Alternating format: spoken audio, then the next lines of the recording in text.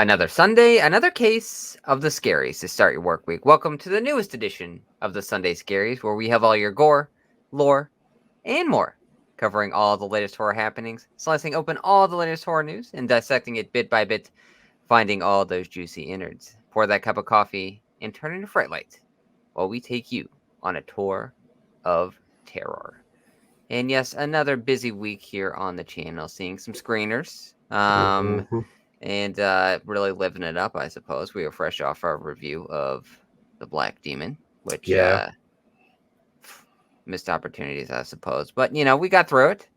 And we knocked out Sisu as well, which is getting pretty positive reviews online, and got to talk to the director as well, which was a fun time. So we're really getting the business done, as they say.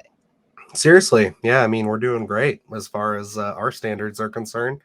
We're keeping busy. We're keeping things moving. It is making it a little difficult, to get to the week to week stuff. Like we said last week, we just had so much shit coming out because of Evil Dead and the reviews that we had to get out. We had to get Sisu out on time and everything because, these have embargoes and, what's the points of getting a screener and, watching this stuff if you're not going to get it out when the embargo lifts, at least. And then I went off to Independence, Ohio, a nice little 35-minute drive for me on Sunday, and checked out Beau is Afraid, which, I sat with that for a couple days before I did the review. I don't know if you actually checked out the review. I did not. But yeah, that's a movie, man. I gotta say I love it, but it is one of those things where it's just like I understand a lot of the criticism, and I understand that people are walking out of that thing like I fucking hate it, and like it is. I'm so excited for you to see it. That's all I can say because you're not ready. That's all I know. You're not ready, Luke. I'm intrigued by it. I know it is playing now. It seems like it's opened up around here locally, so I won't have to make a far drive since it is a 3 hour commitment already for the film itself. I'm intrigued to see where he goes with this one. Being a big fan of Midsummer, I really want to see what this looks like. The trailers didn't wow me necessarily. I don't know how far it leans into horror or not, but I'm intrigued by it. The trailers don't really tell you much of anything. And I love that because when you actually sit in with the movie, it's like not knowing really what the hell to expect is kind of the best part. Because for so long in this movie, you're just really going on this journey.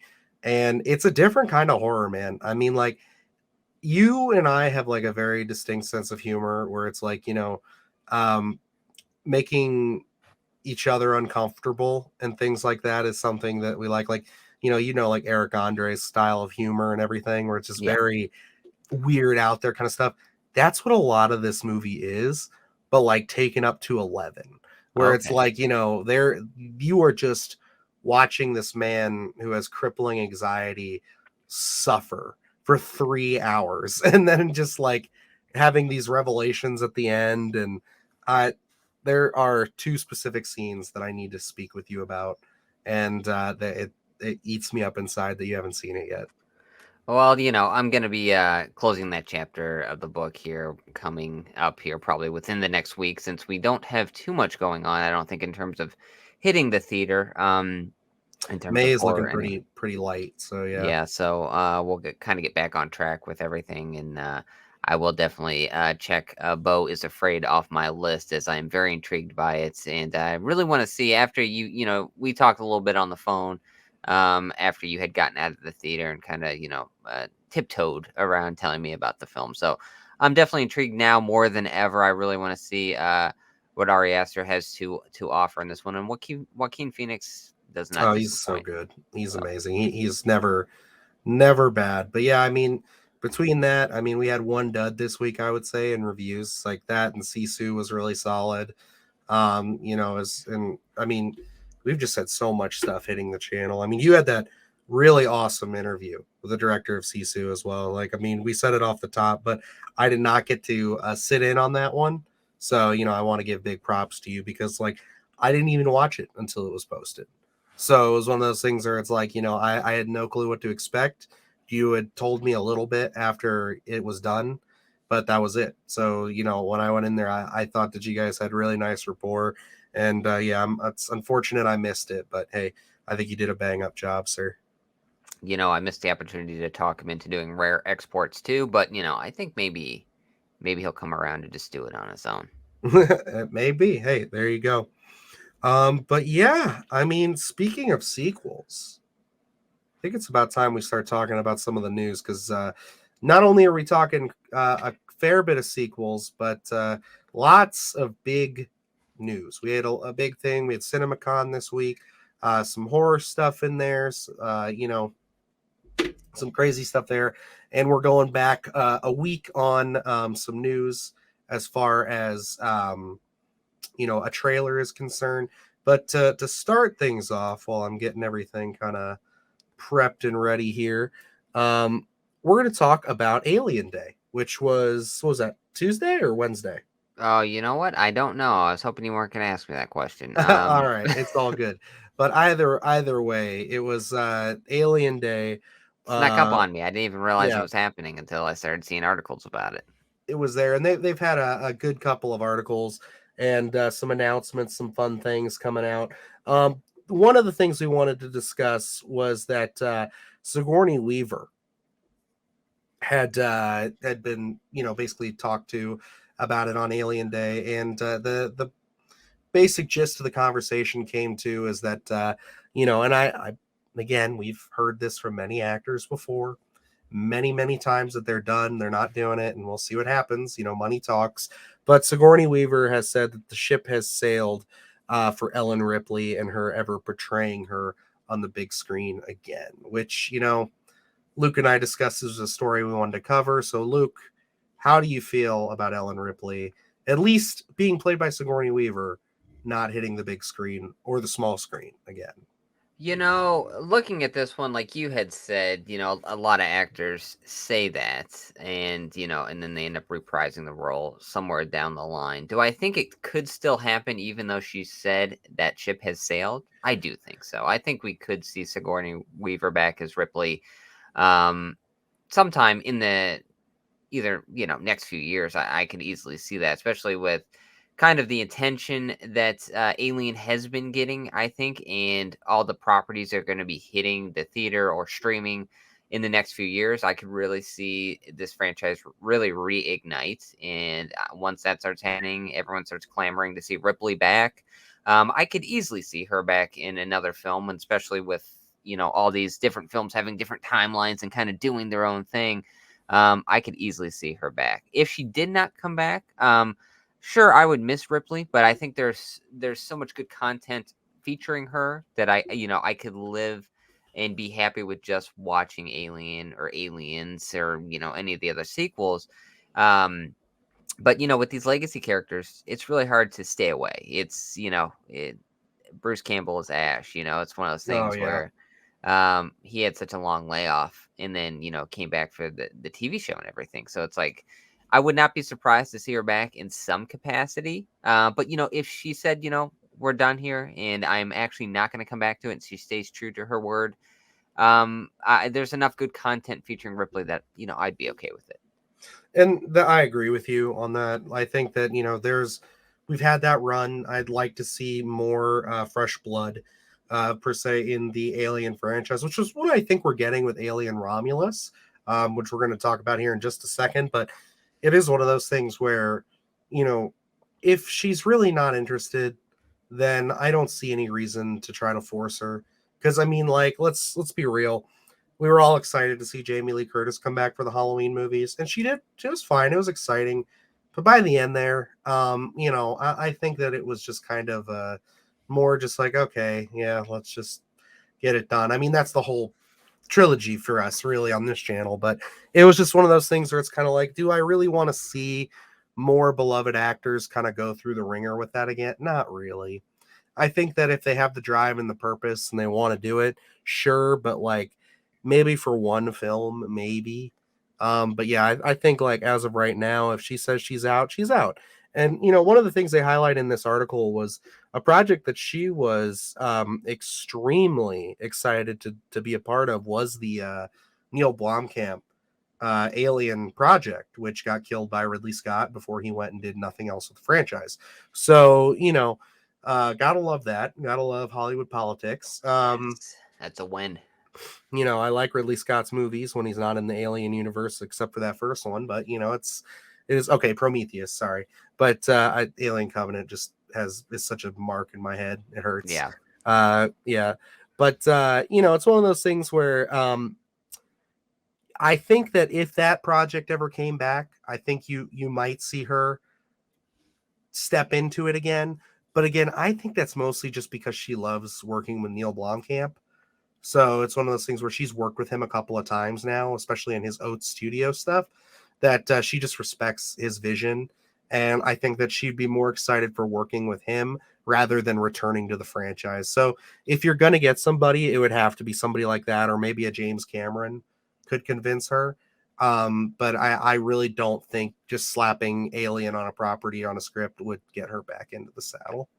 Yeah, I mean, she's earned her right to be picky, so it's Mm-hmm. like, if she finds something that if we see Ripley back, I have confidence if that announcement becomes, is made.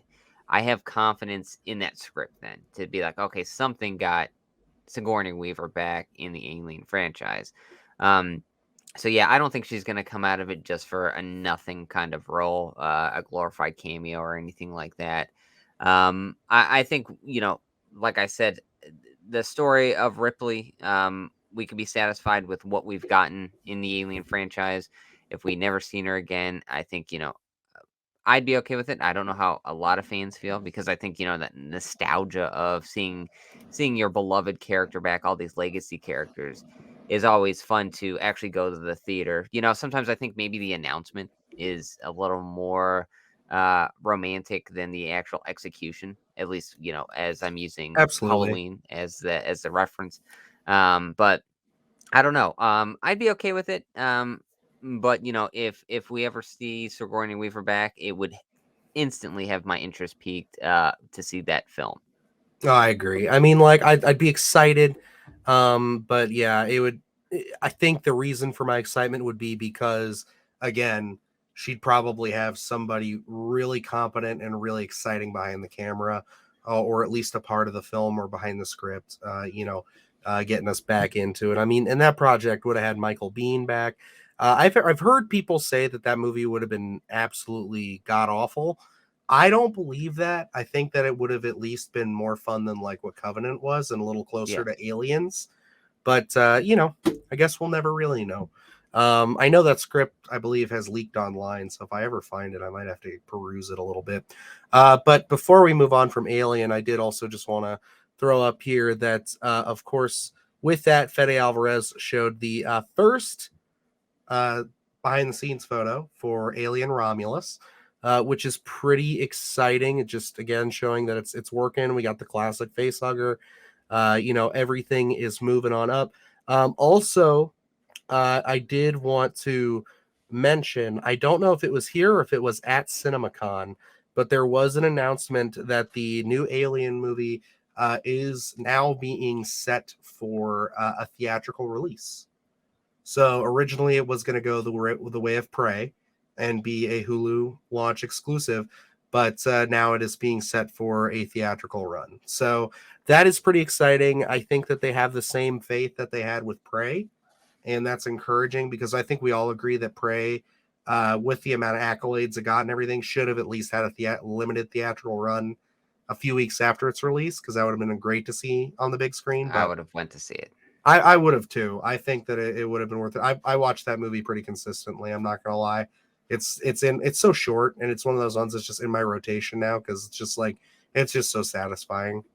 It's so accessible, so It it's like you is can just flip it on at any time, and I can watch a half hour of it and then come back to it. It's digestible as well. So yeah, I'm intrigued. We talked about Prey to to its fullest extent after its release and months after. that was like the Uh, first like act of our channel was like the joke of the was we just talked about Prey every week. It's a great film, and I think that film kind of did trigger this showing up in theaters now because they Oh see yeah. that there is an audience for it. People do love it, and if you take the potential that the film has and actually expand upon it, and bring a quality film to fruition, then I think they know that there's going to be an audience for it. So I'm excited to see this one in the theater. I mean, I'm hoping the next Predator film ends up in the theater as well, because when you sit through the Predator, your standards are very low. But um, I'm excited to see this one again. We just got off Evil Dead Rise, and that Hmm. one I was about to say that too. Yeah. absolute quality. So I'm intrigued. And again, Fede Alvarez, not all hits in his catalog, especially on the producing side, but as far as his filmmaking goes, man, I would say I have not seen Girl Who Kicked the Hornet's Nest or whatever it was, but I still think that I heard it wasn't great, but I still think I need to check it out just to see. But I mean, like, he's 2 for 2 with me on Don't Breathe and Evil Dead Rise, Yep. or I'm sorry, Evil Dead 2013. Yep. So, I think putting him into the Alien franchise was a great idea when they announced it, and I am just happy that it's like, as long as they're shooting, we don't have to wait too long. I'm thinking maybe by next year, we might be getting this thing. I don't remember when it's slated to come out, but no, it's not too far out. So that's good. I'm ready for it. Absolutely. Speaking of other directors with lots of promise, Neil Blomkamp, we talked about him for a second. He has had some hits and some misses. It's no secret. Everybody does every once in a while, but it hasn't really stopped him. He's still an interesting name in this industry. People are still, willing to give the guy a shot. District 9 carried him quite a ways.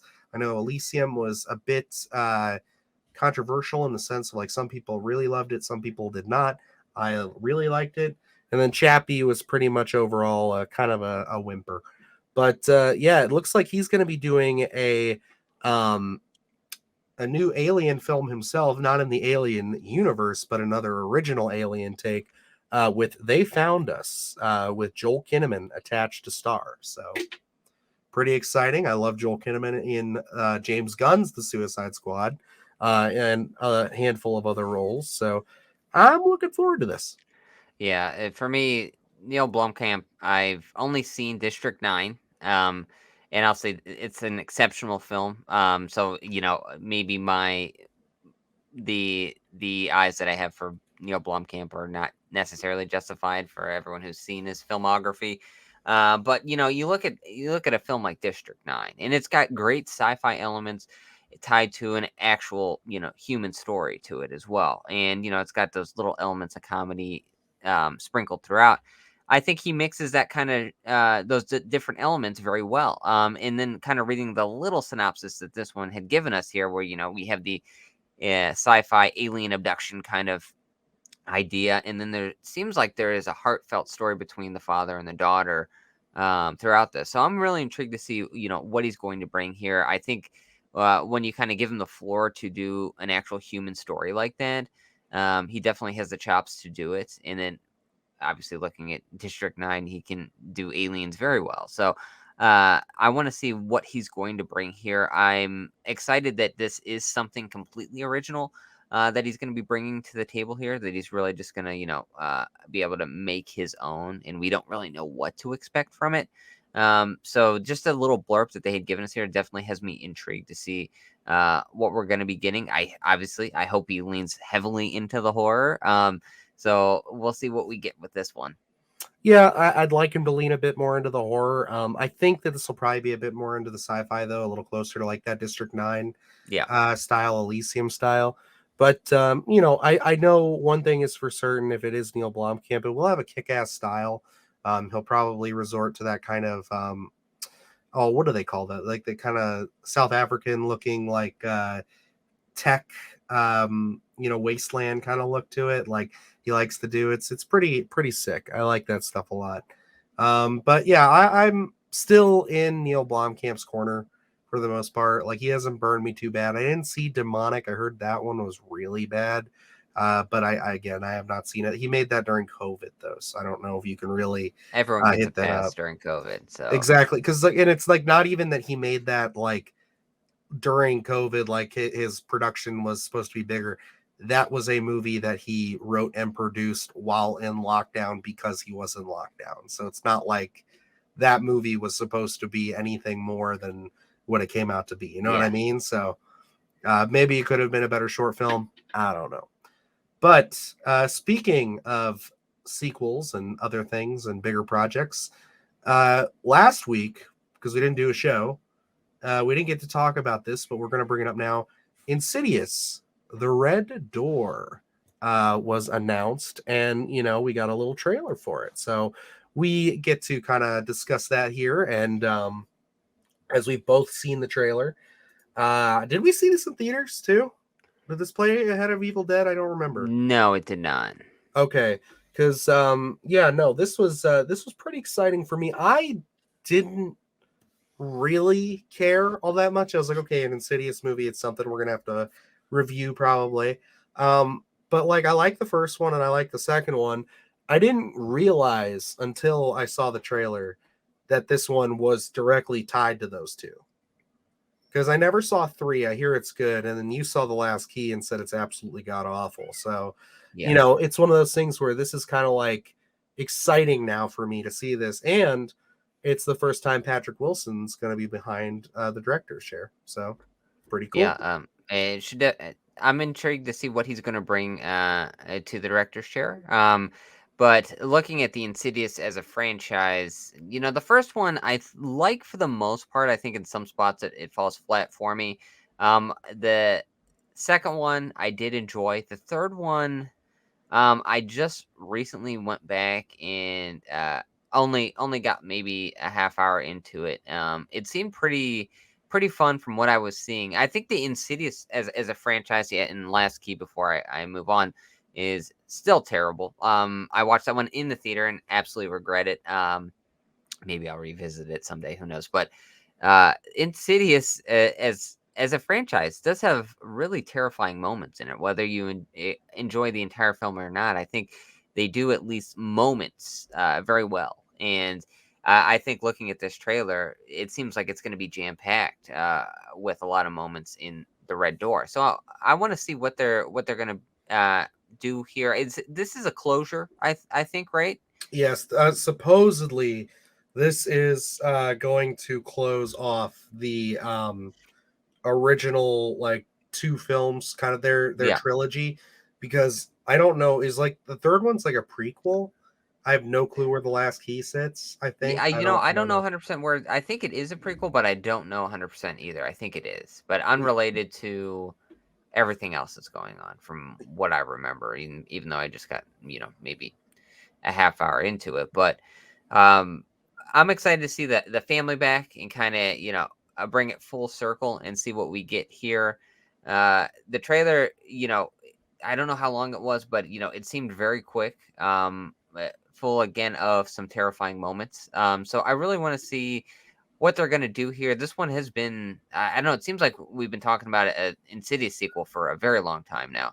After the last key, and it just hadn't happened yet. Now that everything's becoming tangible with the Red Door. What is this? July? Yes, July. So we don't So I have mean, that long to wait. July 7th, I believe. yeah. So Let it's me see. coming Yeah. quick. And I think the story's there. And sitting with that family with the first two films, and then being able to go back there and see everyone grown up now. I really want to see what kind of terror they're going to bring here.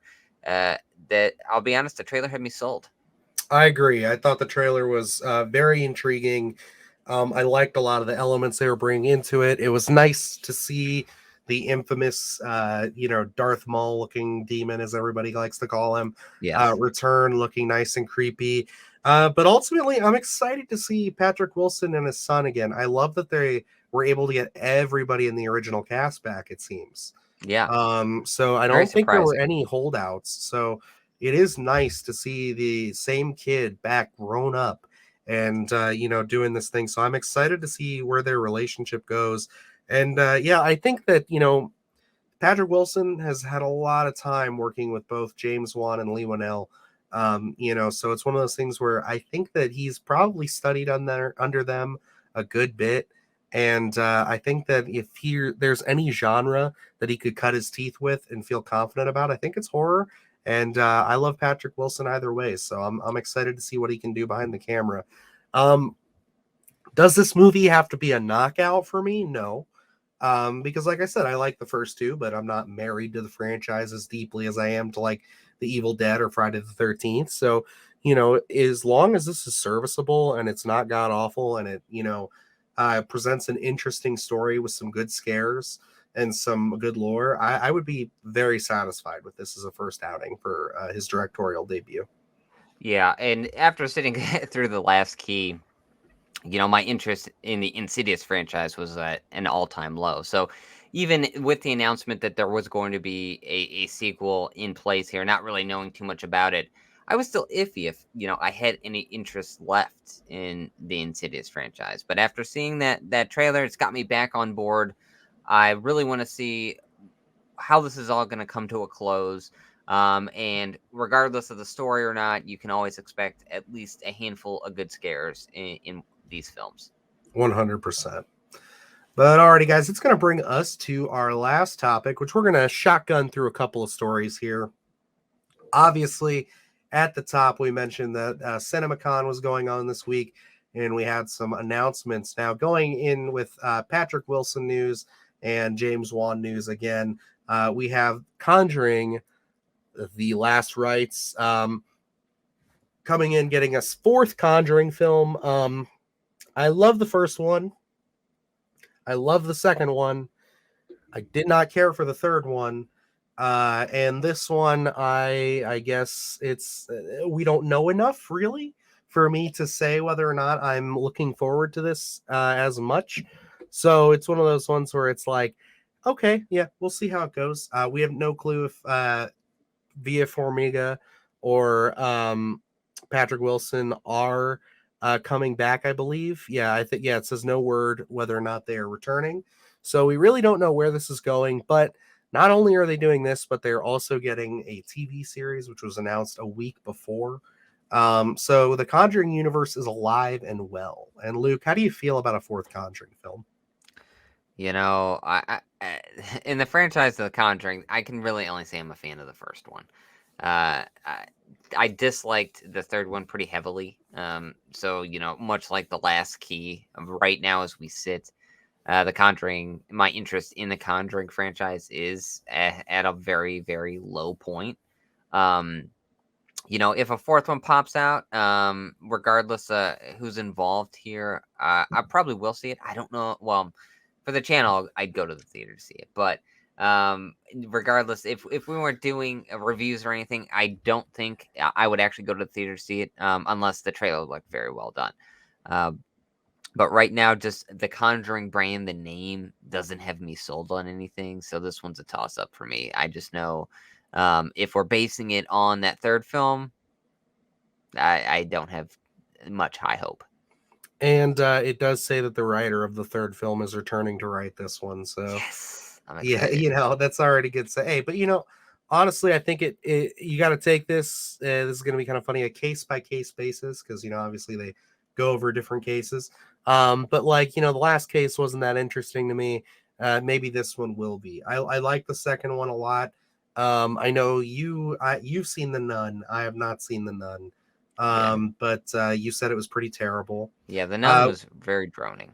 yeah, but we did also get news Conjuring wise for The Nun 2, which is we said it's the writer of Megan and was it Barbarian or what was it? Oh no, Malignant. Malignant. There we go. Why did I say Barbarian? Yeah, so Malignant and Megan, who is tackling the writing portion of that. So a little bit higher hope there. We could have a David F. Sandberg situation because I was going to say that's the only other Conjuring flick that I actually really enjoy is Annabelle Creation. So Yes. that's a positive, and the other two Annabelle movies I could care less for. So Yeah, I seen Annabelle and Annabelle Creation. I'll say Annabelle Creation was really well done.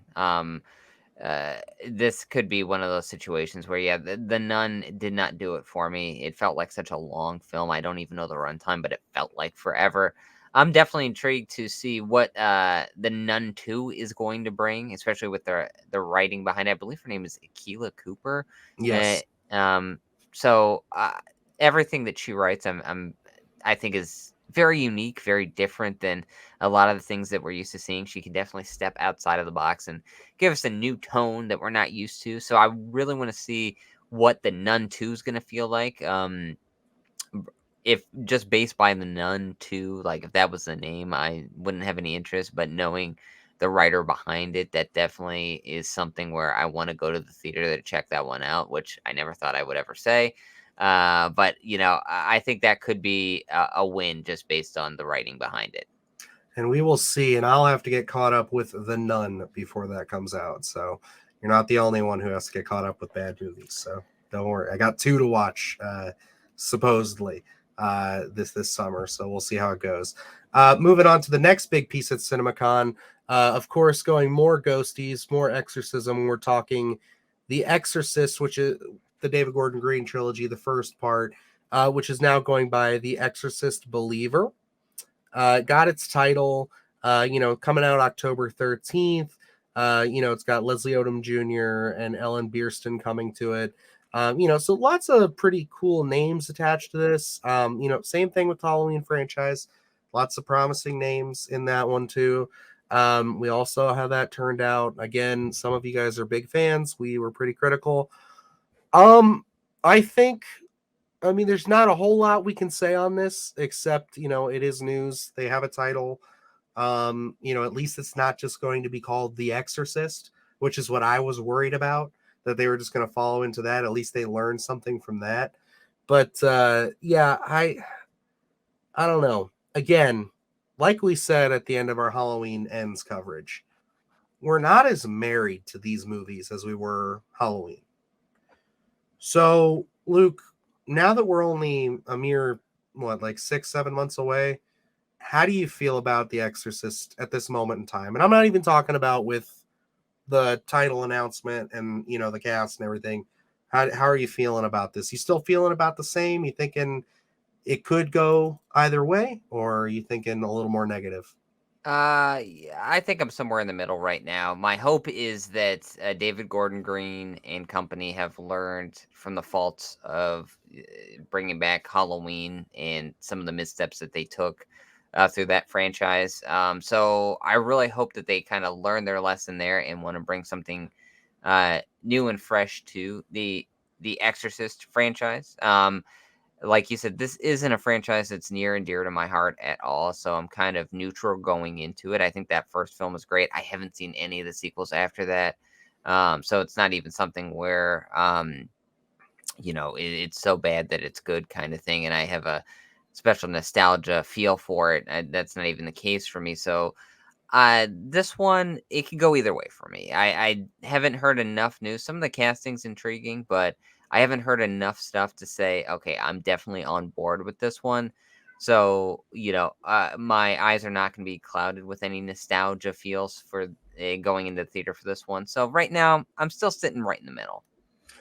Yeah, and this is one of those things too for me. I sit pretty similarly to you. I think maybe a bit more negatively on this just because, you know, even if this first one is pretty good in our opinion, I'm worried about David Gordon Green with trilogies.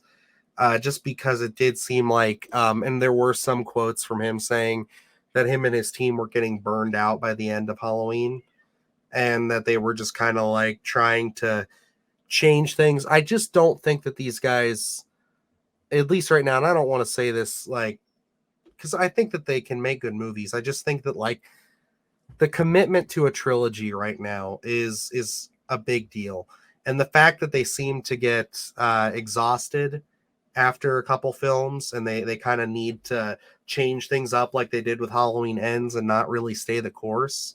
It's one of those things where it's like I don't just it makes me worried. I'll see the trailer. I'll see how I feel at that point. Again, like you, I'm not married to this franchise, but yeah, I'm not expecting this to really do anything for me at the end of the day. I'm just expecting these to kind of be, the talk of the town each Halloween for the next 3 years, and we'll see where it goes. I'm honestly more curious and more excited to be more on the outside looking in on this, because again, with Halloween, we're right in the middle. Like we're literally in the shit. We are big Halloween fans. So it's like to kind of be just on the sidelines and kind of seeing how the Exorcist fans react to it. I'm more curious about that. Yeah, I think it's going to be a fun ride regardless. Since we don't really have a dog in the fight either way, it will be nice to kind of, if it's met with horrible criticism, maybe we can pick out some positive since we're not so tied down to the franchise. My hope for this one is, regardless if they get exhausted or not, looking at the Halloween franchise, hopefully they learn to stay the course and finish what you started and give us some sort of gratifying payoff, and not kind of abandon your story 2 films in and try to start something new with that last film, when you should be doing more of a closure aspect of everything. So I don't know. I'm still in the middle for this one. I want to see what they do. I think it'll be interesting to actually go to the theater to see an Exorcist film. I never thought that would be a thing, but Yeah, an um, actual like series Exorcist film, not just a Pray for the Devil or Pope's Pope's Exorcist. Exorcist. Pope's Exorcist. That sequel's coming, and I'm excited. Yeah. I'm making you go see that one. Oh gosh. You got to suffer with me.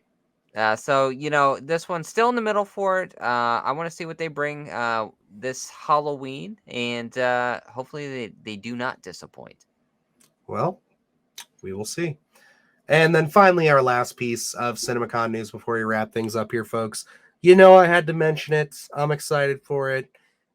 Some of you might say these are action films, but anything with a big old sharky is a creature feature. We just talked about the Black Demon this week. We talked about it at the top, so why not bookend things with the Meg 2, The Trench? I'm excited. The trailer breakdown sounds really intriguing. We got fucking big old dinosaurs getting eaten by dinos. It looks like the last line here is Jason Statham leaping into the air on a jet ski to face off against a shark with a sword. So, I think this is going to be big dumb fun. The director, Ben Wheatley, he's known for Kill List, Sightseer, High Rise, and he also did that movie Free Fire, which we talked about it. Did you watch some of that? Yeah, I did. I had bought it and then I think I sold it. I never watched it, but I meant to. Yeah. But it's one of those things where I hear a lot of good things from him. I like, a lot of people seem to like his stuff. So, it's one of those things where I think as long as they kind of understand what they're going for, and from the description of the trailer, it seems like they do. Where these movies are just dumb fun, and that's all they have to be. Like, I think that the Black Demon tried to take a little bit more of a serious approach there. But for that, you kind of sacrifice the whole it's a megalodon, it should just be wrecking house kind of thing, as to where Yeah. these movies are like, it's a megalodon and it's going to fuck shit up. So, that's really where I sit with it. So obviously I'm excited. Luke, I'm dragging you to this. How do you feel about it? I think it's gonna be fun in the theater. To be honest, I went and saw the original a few years ago when it came out, and I thought that one was pretty well done and just fun in general, not to be taken seriously or anything like that. Mm, So I'm excited for this one, to be honest. I think they have a handle on the tone here. When it's Jason Statham fighting a giant shark, they don't try to step outside of that box. They know what the audience is coming to the theater to see, and they deliver. At least they delivered on that first one, and it sounds like they're going to deliver on this sequel as well. So yeah, definitely. I'll be right there with you for this for this viewing. I think it's going to be a lot of fun, and I'm a huge Jason Statham fan, so I you do got love me. Jason Statham. So, Wrath of Man, fucking great movie from a It's couple years exceptional. back. Yeah, I feel like I need to tell more people about that because it got buried coming out right at COVID time. Yeah. So, literally like a week after the world shut down. But yeah, I mean, that's it, guys. That's everything we got. CinemaCon was pretty good to us. Outside of horror, there were a lot of good announcements, lots of fun shit coming in the movie space in general. But, we don't really have the time to do that. We've already gone way over our average episode. We got a double episode for this one, but you know what? That's okay considering we weren't here last week. So, um, you know, I'd say it's been a pretty good week on the Sunday Scaries. Good week in horror overall. Good week for the channel. Luke, how you feeling with all the movies we've watched, all the news we've covered? We definitely got a lot of content coming in the next few months, so it's going to be Oh yeah. a fun year again in horror. Who knows if it's going to be positive or negative? Right now, I think we're off to a pretty positive start. They just got to follow through here once we get through the second half of the year. But regardless, a lot of intriguing content coming. Some I guess not necessarily legacy, but a lot of sequels, like you said at the beginning, expansions upon franchises is what we're definitely getting this year. Oh yeah, lots of franchise expansions, but still, I think lots of great indie stuff too that we Oh yeah. didn't get to talk about. We've had Salem Horror Fest and Panic Fest and other things that have already hit, and a lot of stuff's getting picked up. A lot of the people that we've been partnering with to get screeners have been sending out emails saying, "Hey, we picked up this little horror film here, this little horror film there." So there will be lots more on the horizon as far as these off the beaten path gems, which we're getting. Sisu was one of them. Not a huge movie, but definitely worth watching. So hopefully some of you guys went out this weekend and checked that puppy out. And yeah, the Outwaters, Skinamarink, all these little movies just getting picked up for distribution. So, lots of good stuff. And yeah, I'm hoping that we get more of those as we get closer to October. So, other than that, if you guys are just discovering the channel, thank you for finding us. So please hit that subscribe button. We are on our way to 1,000 subscribers. And keep an eye out for more content coming this week. Like we said, we got a little bit of a lull here as far as new releases in May. I'm sure we'll get a couple of little fun gems from our good folks that are supplying us with these screeners. But, we'll just have to wait and see. Other than that, we got a lot of great stuff planned. We got a big podcast coming for you guys because we've been kind of down with that with how much we've had going on, so don't worry, we'll be here with that. But yeah, no, I'm looking forward to it. So until next time, I'm Dylan Newell, And I'm Luke Janesco. and remember, stay scared.